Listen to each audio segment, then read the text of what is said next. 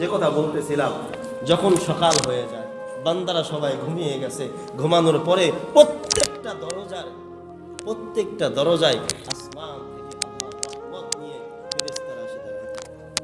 প্রত্যেকটা দরজায় এসে দাঁড়ায় থাকে, আর দাঁড়ায় থাকে রহমত নিয়ে, আর অপেক্ষায় থাকে যে মুয়াজ্জিন আজান হবে, বান্দা নামাজের জন্য উঠবে, আর আল্লাহর এই রহমত, এই বরকত এই বান্দাকে এভাবে ফেরেশতারা প্রত্যেকটা ঘরের দরজায় দাঁড়িয়ে থাকে, রহমত নিয়ে, বরকত নিয়ে, রিজিক নিয়ে দাঁড়ায় থাকে।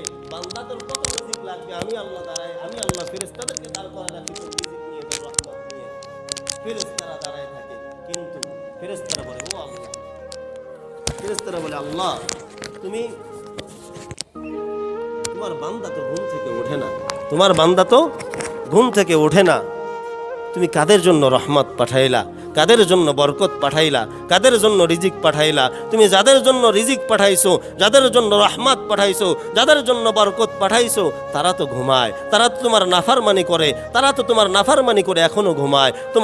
তুমি তাদেরকে হায়াত দিয়েছো, রিজিক দিয়েছো, বরকত দিয়েছো, কিন্তু তোমার বান্দারা এখনো ঘুমায় আছে, ফজরের জন্য ওঠে না, ফজরের নামাজের জন্য ওঠে না। ও আল্লাহ, এই রিজিকগুলো কি করব, এই রহমতগুলো কি করব, এই বরকতগুলো কি করব?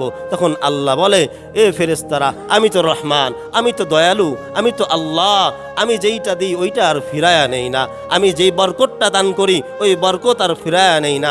কয় ও ফেরেশতারা, যে দেখো জঙ্গলে, দেখো কত শত প্রাণী আমার জিকির করতেছে, কত শত প্রাণী আমার জিকির করতেছে, আমার ইবাদত করতেছে। যাও যাও ওই জঙ্গলে গিয়ে বিভিন্ন পশু পাখির মধ্যে এই বরকত, এই রহমত, এই রিজিক বন্টন করে দাও।